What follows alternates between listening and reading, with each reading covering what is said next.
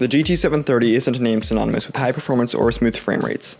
Just mentioning the name will turn up noses in certain circles, and there are quite a few reasons for that. Back in 2014, Nvidia launched this entry-level GPU aimed as a replacement for integrated graphics solutions as well as basic multimedia purposes.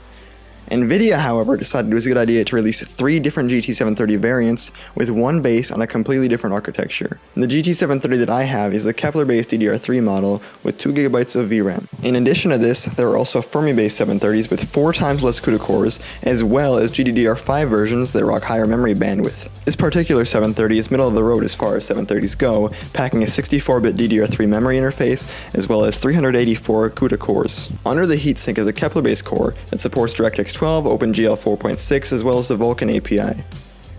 This card does not require a 6-pin connector, which makes it ideal for upgrading old pre-built systems. The 730 can be found on eBay for around $45 and on hardware swap for around $30. Now, is it worth it? Well, let's find out.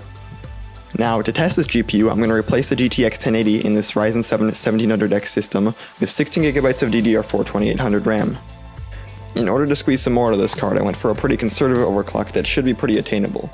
Through a bit of stress testing, I got it running at 1009 MHz on the core, as well as 1000 MHz on the VRAM, which is around a 10% increase over what the stock clocks are. Now, with all this technical stuff out of the window, how does it game? To start this test, I chose to run 3D Mark Firestrike as well as TimeSpy to get some general performance figures. My impressions on the GT730 were pretty negative in the beginning, but after some benchmarking, I found that this card is actually pretty capable for the price.